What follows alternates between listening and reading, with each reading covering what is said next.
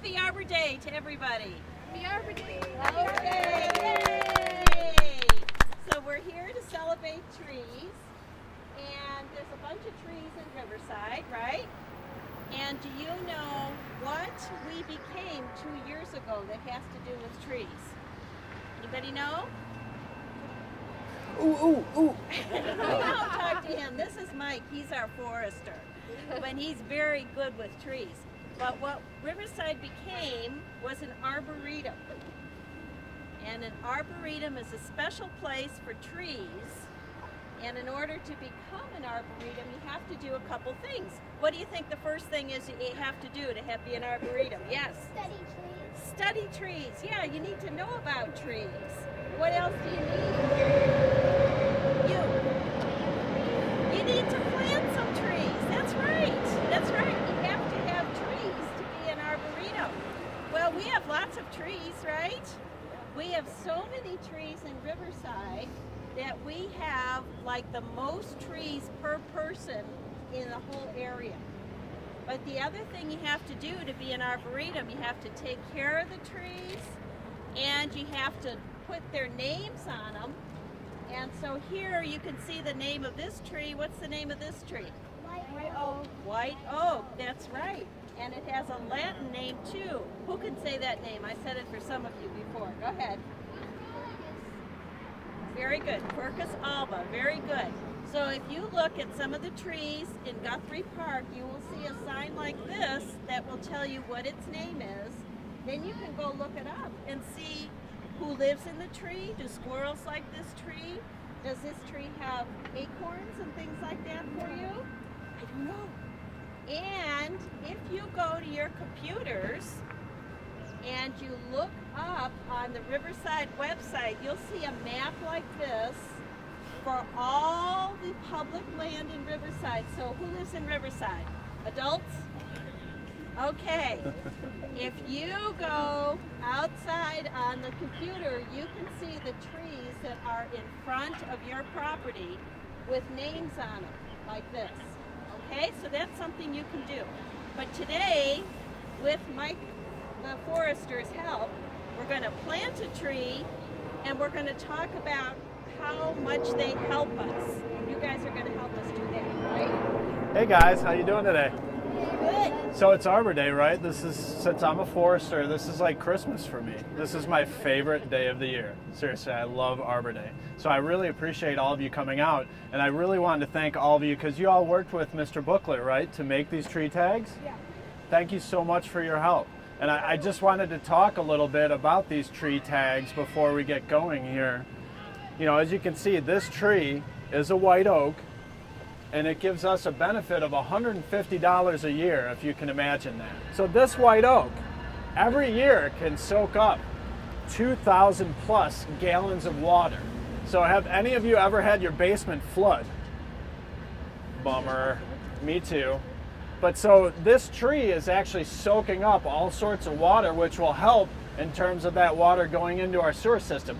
It also purifies our water, so it takes pollution out of our water. These roots that we're standing on right here soak up that water, goes up to the top of the tree, and these leaves actually photosynthesize. Anybody know what photosynthesis is? Have you talked about that? So that's essentially how trees make their energy, right? So when trees are making their energy, they're giving us what? Something we can breathe, like oxygen, exactly. So what they're also doing is they're taking carbon out of the atmosphere. And you can see this tree at this size every year takes 830 pounds of carbon out of our atmosphere and sinks it into this wood. That's why they call it pounds, because it takes it, photosynthesizes it, and turns it into biomass and then locks it up.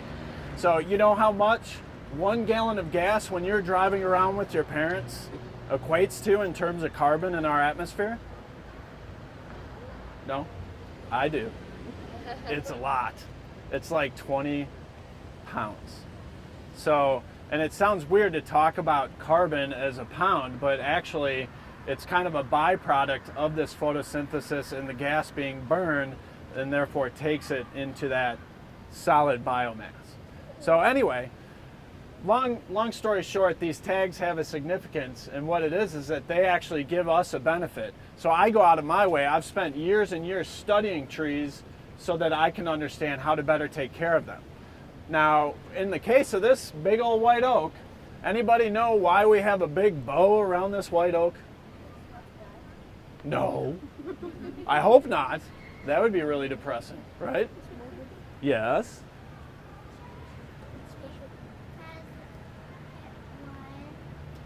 You got it. You nailed it. High five.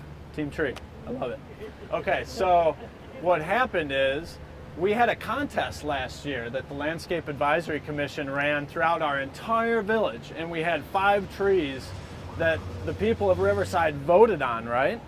And they picked out of all the 5 trees, we won't talk about those other trees, you know, but the white oak is the official tree of Riverside and was voted as such last year. So round of applause for white oak. Love this guy. So also, it's actually our state tree, the state of Illinois. It's kind of neat, right? And one other thing I would say, white oaks can get to be giant. Right now, this guy's probably only about 60 years old, but it can grow to be over 160 years old. So, you know, it's pretty amazing. And one thing I think about with Riverside is if you look at a lot of the old surveys and the history, this tree was here back before Riverside was even here. So that's pretty amazing, isn't it? Okay, well, anyway, one reason I love white oak personally, and I voted for it, no, actually I voted bur oak, but don't tell anyone, but they have a beautiful red fall color. So when fall comes around this year, stop by this tree and check it out. It's really cool. It has beautiful fall color, and you can see the leaves are just starting to come out. That's kind of the neat thing, is oaks are native trees to this area, and they're smart. So they wait till the very end to leaf out so that it's not too cold for them. Although it is a little chilly today, isn't it? Okay, with that being said, I'd like to move on to the next tree. So if y'all want to follow me. I always wanted to use one of these bullhorns. Okay, let's go on that way. So I wanted to give y'all a little acorn to take home and plant in your backyard. So if you want to hold your hand out. Oh, there's 2. Oh, I dropped one. Here you go. You get one? You got one? Oh, that's just the cap. Let's get you a better one. Okay. There you go. So now y'all can take this back home, plant it in your backyard. Oh, you got 2. You want to pass that one to your buddy? There's one for you. So this tree is a bur oak tree, right? This is my favorite tree. No offense to the white oak. We good? Everyone get an acorn? Anyone else? Heads up. No, just kidding. So this is one of my favorite trees. And you can see if you look up in it, and that's a bur oak right over there, just the beautiful spread that they have. I mean, they're incredibly tall. How tall you think that is? I mean, it's got to be at least 100 feet, right? I mean, it's huge. And it almost spreads as far as it does grow high. So bur oaks are really a neat tree in the way that they've evolved through our prairie. And one neat thing from an ecological perspective is that bur oaks are well adapted to fire, if you can believe it. So these trees, if there's ever a fire around them, they are not affected whatsoever. And let me show you why. This is why they kind of evolved with our prairies. But here's a big chunk of bur oak bark, if you want to pass that around. See how thick that is? Here you go, take a look. So that thick covering protects the tree, and whenever we have fire, it actually can't get through to hurt the tree.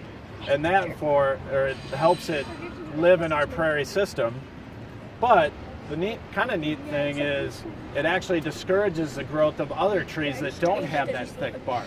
So that's why it's a very special tree in the way of our savanna prairies. Right? Cool. So the other thing I was going to mention, we have these wonderful tree tags again, right? When you all were working on these, you noted maybe that there was a 36-inch bur oak. And then way back behind us over there, you can see a small little baby tree with a cone around it, right? So that's the other bur oak. That's the 8-inch. And I just wanted to point out, if you look here, the difference between an 8-inch bur oak and a 36-inch bur oak in terms of that value and what that provides for us. So let's say this tree grows to be another 100 years old. That'll be almost $28,000 in terms of value, whether it's roots soaking up water, it's carbon being pulled out of the atmosphere every year, or even in the case of shading your own home so you don't have to turn on the air conditioning all the time.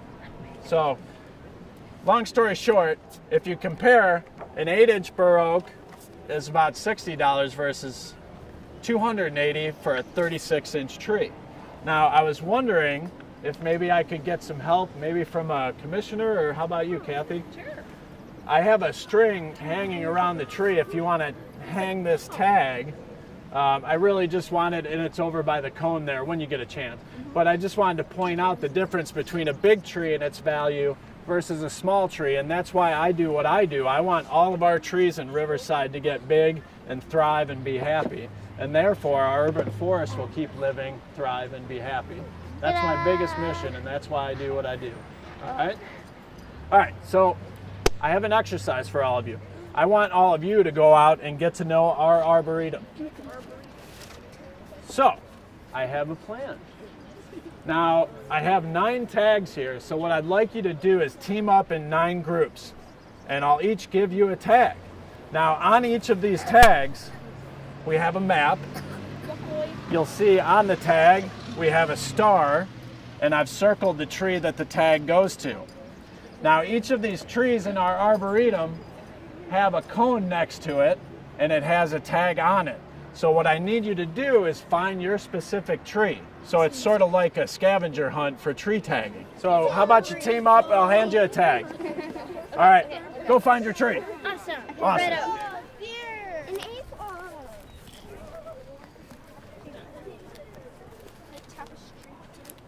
All righty. So, gather around now. Gather around. Okay, so this one is also a really cool tree, one of my favorites. It's the American elm. You notice we're stopping on the tour at all of my favorite trees. I might be a little biased, you know. So the American elm is kind of a sad story. So I'll be brief. Let's not focus on this. But are you guys familiar with like invasive species? Okay, you guys have talked about this. So species that have not come from this area and are brought into this area. And unfortunately, in a lot of cases, we don't have much balance in our ecosystems to manage these naturally. So in the case of American elm, well, okay, wait, first. Can anyone tell me a name of an invasive species? Any ideas? Yes? Golden toad. Golden toad, okay. I like that. The zebra mussel. Zebra mussel, that's good for our waterways, yes. Anyone? Yes?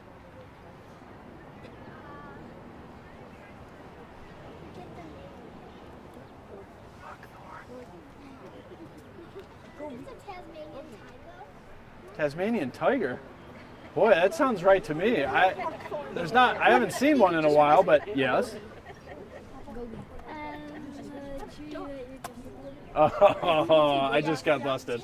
So also we have buckthorn, which is a woody plant on our landscape that's taken off in our woodlands. We also have garlic mustard that's a biennial or a perennial, meaning, or actually it's a biennial, it grows 2 years and then croaks, but it seeds a lot. And what happens is these invasives choke out a lot of our native plants. But in the case of the poor American elm, actually a fungus was brought over from Europe. And unfortunately, I'd say in the 80s and 90s, Riverside lost a lot of American elms. In fact, it was pretty historical in the village. When I first got here, people used to always talk about how they'd come into Riverside and it would drop 10 degrees just from driving here, from all the shade that was associated with these trees. They were planted everywhere, and it was all the same tree. This fungus came in and just hurt them all. Kind of killed a lot of trees. Well, actually not kind of, but it did. So just a case in point in the way of these invasive species, you know, obviously we've done a lot to replace them. So anyway, you know, we've done a lot to replace them over time. and it's kind of a sad story, but the key thing is when we lose these trees that we actually keep planting them so that our urban forests regenerate. And unfortunately, we can't plant the American elm anymore because they're very susceptible to this disease. But we can plant other different species, and one thing we learned from that story is that the more species you plant, the more diverse your urban forest is, the more insulated or buffered you are against these monoculture situations where insects will wipe out a lot of trees. So anyway, I was always told, and this was before my time, before I got here, but it was like driving through tunnels all the way through town. So anyway, I just wanted to share that with you. I'm sorry to be sad, but you know, it is Arbor Day, and we are going to plant a tree, right? Yeah. So we're going to be putting something back, and that's what matters. All right, we're going to do a last quick stop, and then we're going to start planting a tree. So follow me. This is an ironwood tree. This is also another native, but if you notice, it's very short, right? It's not like these 80-foot tall American elms or bur oaks that we've been looking at. This is what we call an understory tree. So this grows up underneath the canopy. And ironwoods are really cool trees. In fact, a lot of the wood, hence the name ironwood, is very solid and dense. They use them a lot for tool handles and all sorts of good things. But one thing I wanted to point out to you, and I think this is kind of neat. So I don't know if you noticed some of the flowers in the past couple of weeks, like the red buds, the purple flowers, the white flowers, crab apples, all those good things. Have you guys seen some flowers that you really like out there? Yeah, we have a red bud tree in our yard. Awesome. I love red buds. And they're all short, little, cute understory trees. But point being, would you believe that this is a flower? Well, it does, actually. It's kind of ugly, isn't it? So, not very pretty for a flower, but it is a flower nonetheless. And most importantly, the wildlife over winter will eat these, and it's very important to help them make it through the winter, especially when food gets scarce and things are very, very cold. So if you want to pass this around, it's not going to bite you. If you want to grab one, pass them around to a friend. Just kind of check them out. Pretty cool. One of my favorite trees. What do you think?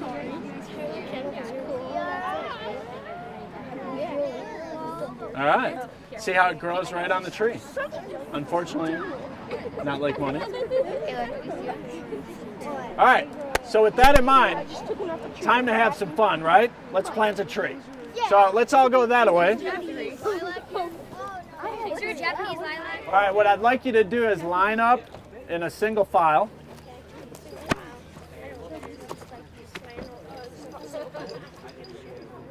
All right, what I want to do is get all of your help because I've had a very long day and I really don't want to work anymore. Mike, should we tell them who this tree is? Yes, yes, please. Peter, where are you? Peter. So everybody, we want to introduce you to Peter. He's a good friend of the Olmsted Society. He helps us put on lots of different programs. Really helpful with trees. And one of the programs that the Olmsted Society put on was called the Hop Stop. And you know what it was? It was people came and they listened to music and they drank some beer. And the beer is made out of a fruit that's called hops. Now this tree is not the plant that makes beer, but it's called a hop hornbeam. So this tree is in honor of Peter. Peter is the owner of Riverside Foods. If you ever go to Riverside Foods, say hello to Peter. And let's give him a round of applause for all his help. Okay, now we're planting. Well, and so this tree was actually donated by the Frederick Law Olmsted Society. So a round of applause for the Frederick Law Olmsted Society. And for Peter, of course. So if I could get you to back up and just form a line, what I'd like you to do is, and I'll just demo this once and then I'm done. So you just take a scoop, throw it around the tree, pass it to your next buddy. And then when you finish, we have something special to you. So if you come over by me after you do a scoop, we got something for you. All right? You first, buddy.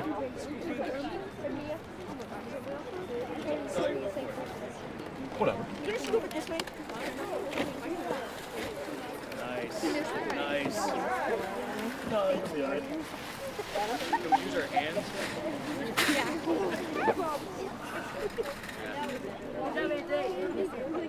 Well done, sir. Good one. Was that Andy? Come on over here, buddy. Here's a button for you. Wear it with pride. Y'all are part of Team Tree now, right? Team Tree. Here you go, buddy. Team Tree. Thank you, buddy. Happy Arbor Day. Thank you. There you go. There you go. I got this. Is it Wear it with pride. Here you go, sweetie. science class? Happy Arbor Day. Activate powers. You gotta get a scoop in there. I say activate maple tree. Thank you. Thank you. Happy Arbor Day. Oh, really? Oh, really? You got a scoop? You got a scoop to get a button? You know this? Someone yesterday.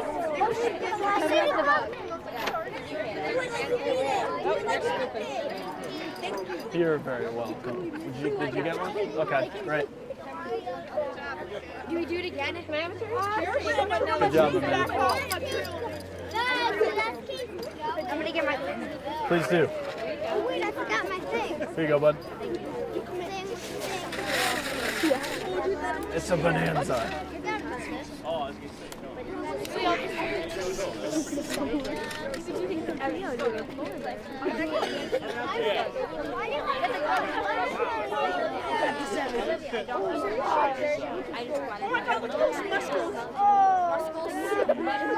Good job, guys. Keep her going. Give the huge rock. I don't know everything. If you get a lot. Nice. That's a scoop. That's a good scoop. Excellent. It's a good scoop. Let's see if we can do better than your brother. I missed the whole do better. Don't mess up. Don't mess up. You messed up.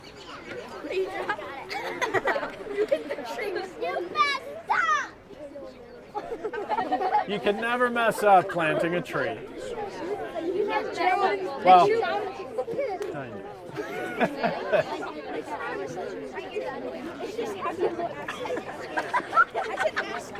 So hey guys, one thing I did want to mention to you, so of course it's important to plant trees, but it's also equally important to take care of the tree once you plant it, right? So what do trees need? Water. Water, that's a good one. Sun. Yes, bingo. That's what they will do for us. But also, so we water them, we'll mulch them. Over time, we might have to trim them, depending. But if you're ever out and about, I would love it if you guys come back and visit this tree. It's not, like I said, today is all about planting it, but also check it once in a while. See how the soil feels. Is it dry? Does it need water? Does it need to be taken care of? Good job. That's a purple flower.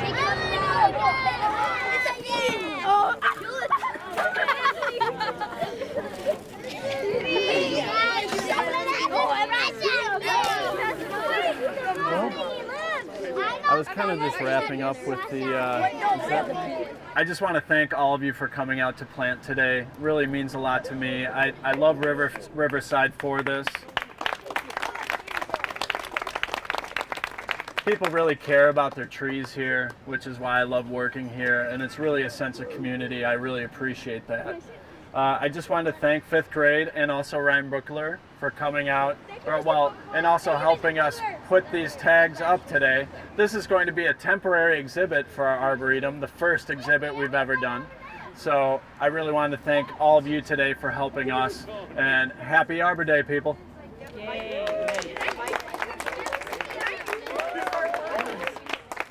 There are also free cookies over here, by the way, courtesy of the Riverside Public Library. Looks like I'm going to be finishing the tree planting. That was bad timing. Shovel, I forgot. Good job.